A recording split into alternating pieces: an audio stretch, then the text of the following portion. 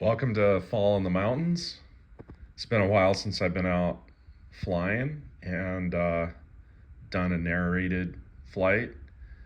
So I thought now that some of the fall colors are showing up, might be fun to get up there and capture some of that change of the season. So you can see it's a lot more difficult to fly once we start falling into fall because of the sun angle. So facing down there south, it's the sun's kind of constantly in your camera. My camera does pretty well. I have the Walksnail HD Pro camera and does pretty well, but also my flying setup is just out on my porch on a monitor. You fly with goggles, so that sun is actually sneaking down into my porch, so it's a little difficult to even see my screen. And I just change the angle in there and it helps. But anyway, yeah, you can see, so once I get higher up in the mountains, my plan is to get down as far south as possible to get out of that sun in the face, so that when you're flying north here you can see the colors a lot better. But we've got larches that are turning yellow up in the mountains. Those are a fir tree that dropped their needles. For you on the east coast, if you're watching, they're called tamaracks. Same thing as a larch, we call them larches over here. And then those orange things are just native. They're called vine maple. Those are all turning orange right now. Yeah, there's my house. Last winter, I lived in that travel trailer all winter. That was pretty interesting. See, I don't know how much winter flying I'm gonna do. Pretty much had 30 inches of snow on the ground constantly. A total snowfall at my house was over 100 inches. So, and that's what I expected. That was my first year here in the mountains, and I'm loving it out here. Moved and had the house built last year, and this flying venue wasn't really part of the plan, but it turned out to be fantastic. So anyway, yeah, I've started flying in and out of this, beginning and into my flights. I like to fly over this irrigation canal. Takes water from the Cascade Crest down out to eastern Washington. It's pretty deserty and dry further east of here, and they use a lot of that water. But anyway, my plan is to fly way down south. It's about 4 miles from here, so in a bit I'm gonna fast forward to that furthest peak I was pointing to right there for a second. Here's a fast forward.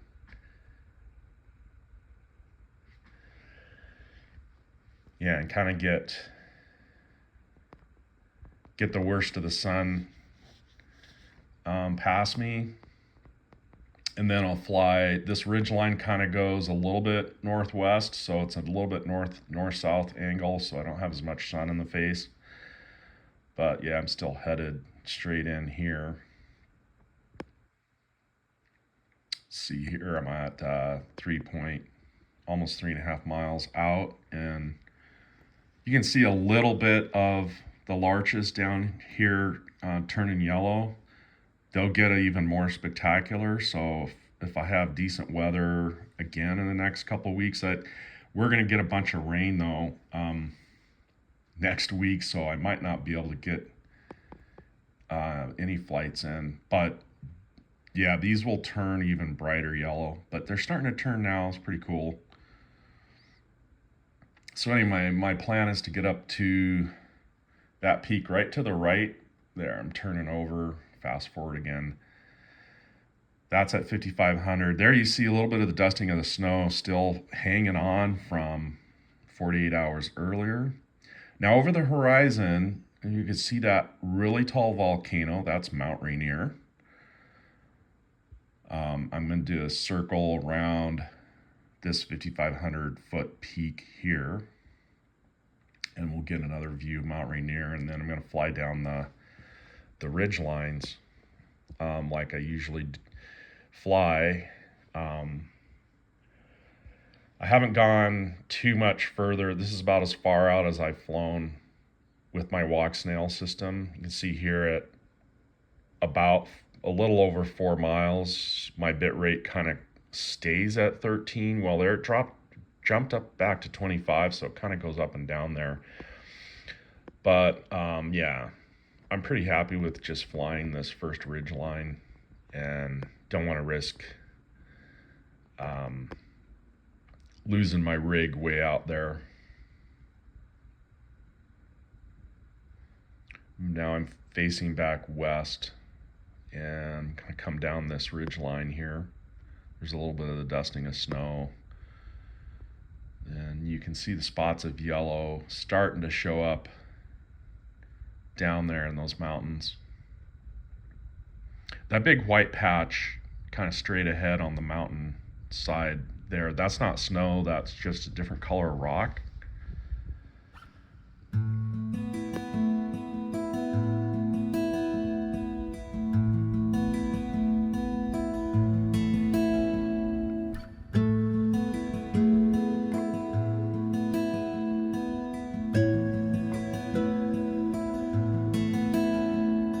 Haven't made any changes to the rig in a while.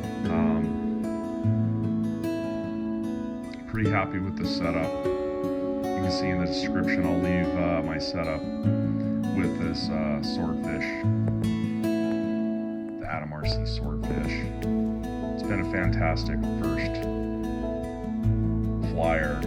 The only thing, and you'll see, you probably already saw my video if you're watching my channel, the V-tail has a tendency to like stall into a spin if you get too slow. Like, you want to stay up at 30 miles an hour or better, because I was up here and got a gust of wind and it put me into a spin that I couldn't. Well, I was in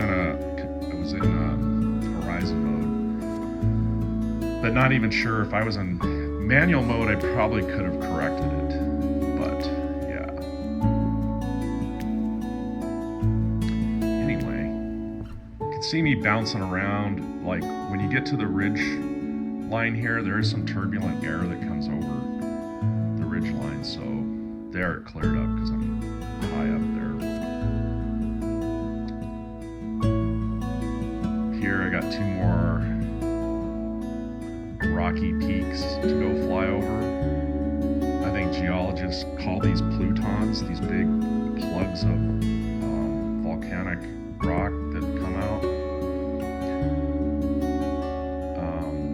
So yeah, I like flying over these plutons because they're pretty cool spires. And this one right here, I can't fly in between really low because the intervening ridge to my right it blocks line of sight to my ground station equipment, so I'll lose video if I get much lower than this. See here, it holds at 13 because I'm like right on the ridge line, or it jumps between 13 and 25 megabits per second. That bottom number that says bit rate, that's my video latency and bit rate. Yeah, so there I have to just stay I can't get too much lower than that. Yeah, I'll fly over to this other Pluton here, and we'll zip back home. Hope you guys enjoy these flights, seeing nature out here. Man, there's a really orange colored tree down there amongst the rocks. Can't get our dirt bikes down there. There's too much rocky stuff. We can get out to that like 2 Plutons earlier, right up there where my battery is on the OSD. We can ride all the way out to that ridge. But we can't get down here.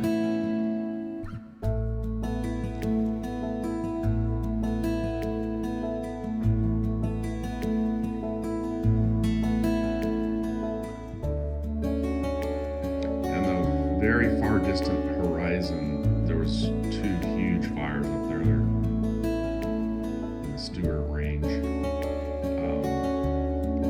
which I think they finally got under 95% control because pretty much Mother Nature did it for them. We had to get a bunch of rain, get those fires put out. But yeah, they are all caused by lightning strikes.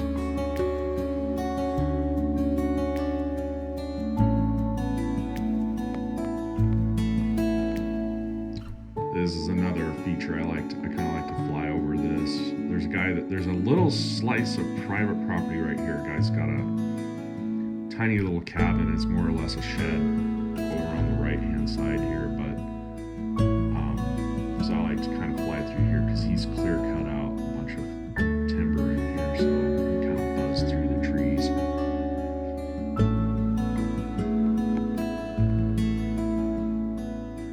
Yeah, I'm gonna fast forward here. I'm headed back.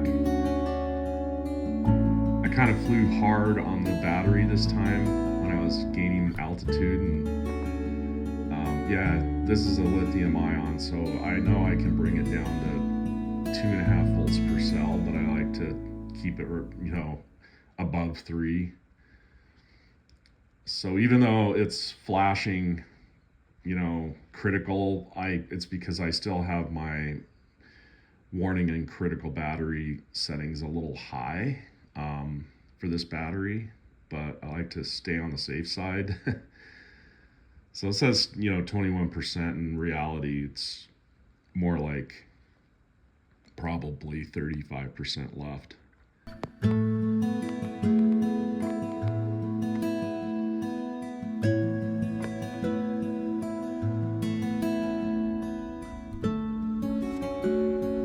It's pretty calm wind today. I mean, the most wind I experienced was up there on those, like I mentioned earlier, the ridge lines. There's a little bit of turbulent air that comes up over there. Bounces the swordfish a little bit, but it's super calm down here today. Hope you enjoyed it. Thanks for watching. You guys are having a great fall, and I might see you in the wintertime for a snow flight.